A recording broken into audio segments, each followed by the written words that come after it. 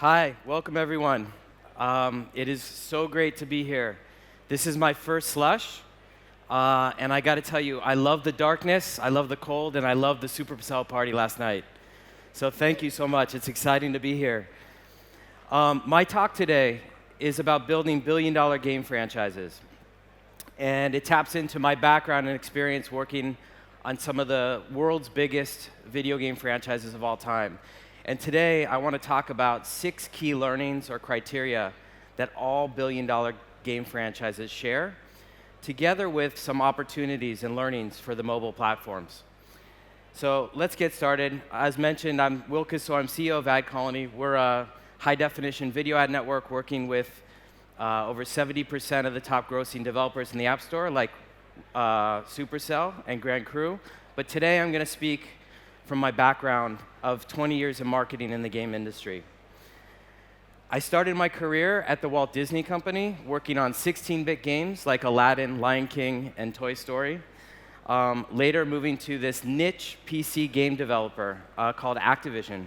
We were a really small, low market share company, maybe 300 people, and consoles were really an afterthought. And I went there to kind of grow their console business with a small group of people.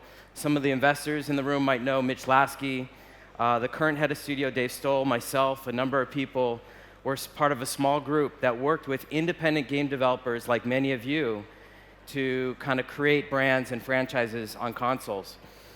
And then today I'm at AdColony, and I've been there for 3 years. And overall, I've worked on over 100 video game brands on all different platforms, including three different billion-dollar video game franchises. The Tony Hawk series, this was Activision's first billion-dollar franchise. Guitar Hero, which is the fastest new franchise to $1 billion. And today, the powerhouse Call of Duty. Now, a lot of people ask me, why did you leave Activision to work in ad tech, of all places? And a lot of it had to do with some limitations I saw on the console platform, that I think consoles have a very steep hill to climb. I saw development costs get higher and higher, and the bets that publishers were willing to take became fewer, especially on any new franchise. So it really limited innovation and creativity. And to me, I saw an opportunity, obviously, on mobile devices. When I started my career, I loved the fact that we were marketing to kids and enthusiast gamers. But it was the PlayStation that allowed gaming to kind of expand to even broader pop cultural audiences, and even later the Wii with families and even older audiences.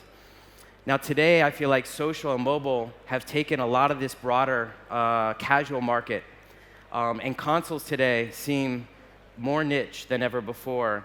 And while we're on the eve of these exciting new platforms and consoles, I just think they have a lot of challenges in reaching the true mass market. In addition, consoles have been limited to its penetration primarily in major markets like the United States, Western Europe, and parts of Asia. But what I love about mobile is that it's truly global, and so you have the audience, the opportunity to reach audiences all over the world for the first time. Now, the 6 lessons that I plan to talk to you today are like 6 sides of a Rubik's Cube. So this is the framework that I thought I would use to talk about the learnings and lessons about billion-dollar franchises. They include the concept of the game's quality, whether or not you have marketing support, and if you unbundle marketing, you look at the messaging, momentum, and video. These 6 things, I think, are keys to success for all billion-dollar franchises. And I want to share some examples from my experience of why this matters. Starting with number 1 is concept. Now, you'd think it's easy, but understanding the right concept on the right platforms at the right time is a very strategic decision, and something we spent a lot of time before we even greenlit a franchise at Activision. And I think through these learnings, we really understood that concept really does matter, that you can have a great game, but concept could potentially limit that from being an even bigger success. And I'll give you a couple examples. The first one is one of my favorite games, was Kelly Slater. It was a great game. We worked with some world-class surfers. We made sure that the game was authentic. But regardless of the quality of the game, unfortunately, people weren't interested in a surf game concept.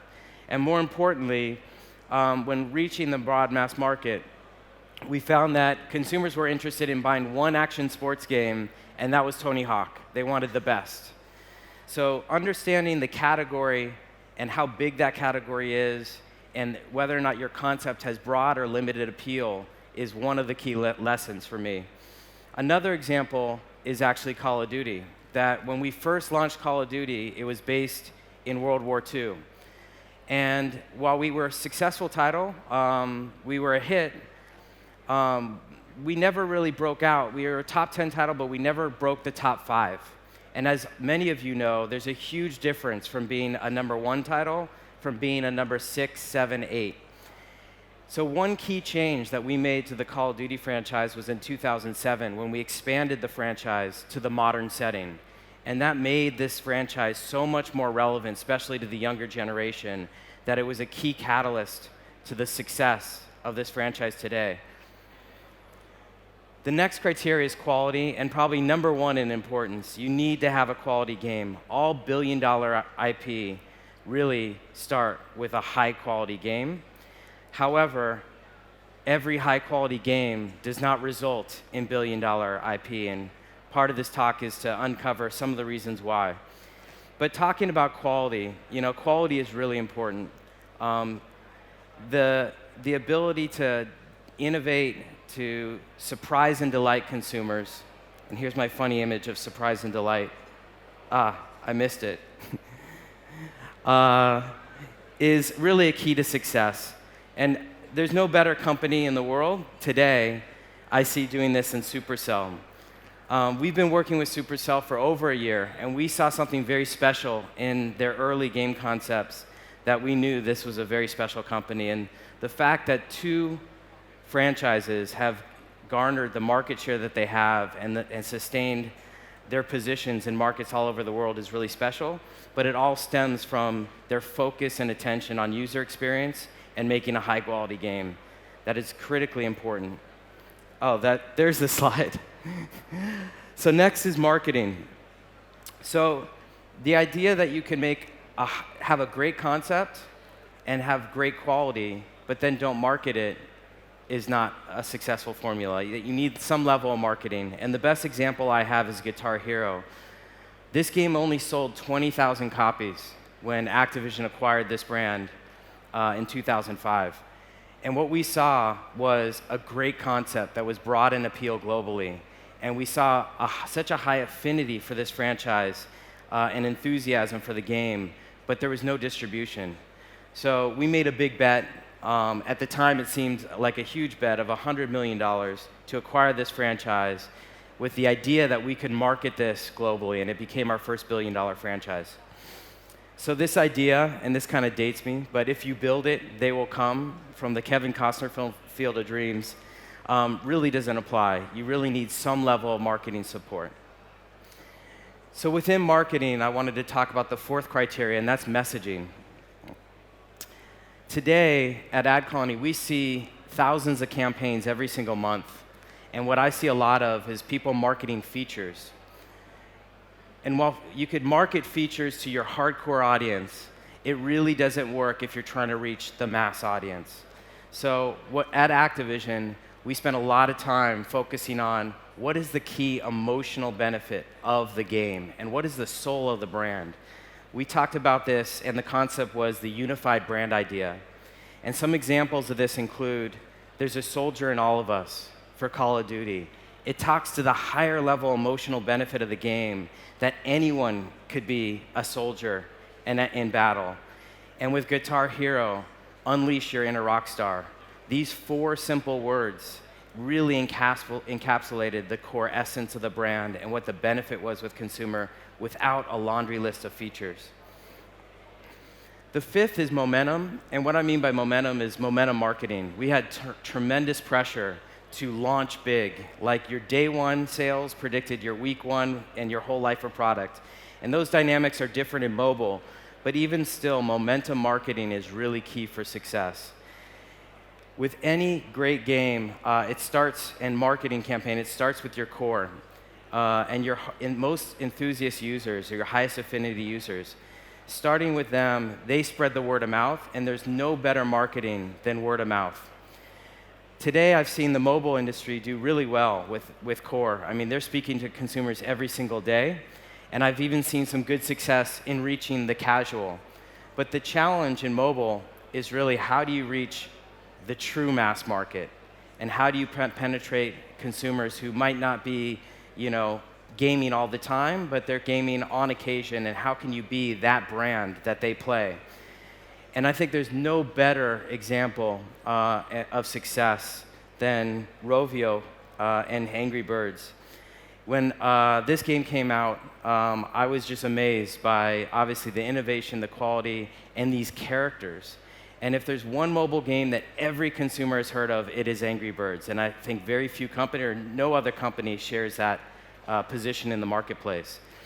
Now, one thing that Rovio had that I never had was an enduring character. And I think through that, they've taken almost a Walt Disney-like company approach in expanding that character and its appeal across many different categories. And Rovio today is now an entertainment company, not just a mobile developer. At Activision, we didn't have the luxury of such a great character, but we did try to tap into pop culture in a very authentic way that made sense for each of the experiences of our game. So this is a couple examples. We worked with Slush on Guitar Hero 3, but we had to make sure it was authentic. He contributed music to the game, he was a character in the game, but we worked with him in marketing to kind of reach that broader audience. Call of Duty, we've partnered with Eminem, and we're partnering with him this year.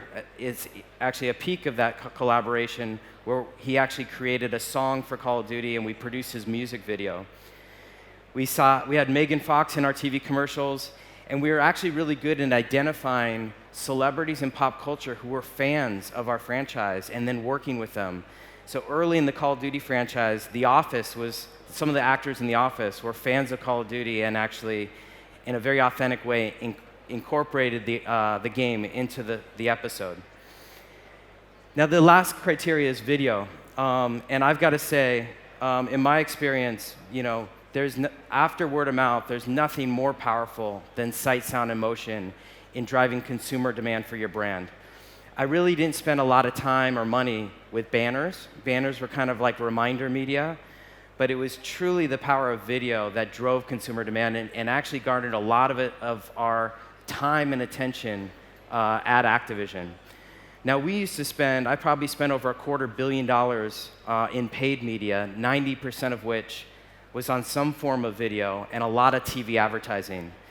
However, TV is maybe not the most effective way to reach people today, while people are multitasking and doing other things while watching TV. But we spent a lot of time leveraging video across our owned, earned, and paid media.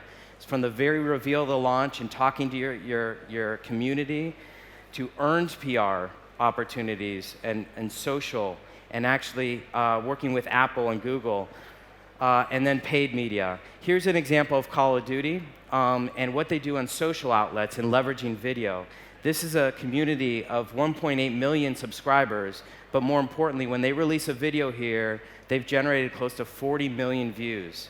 The media value of that is high, and today I see very few mobile app game developers leveraging these social channels.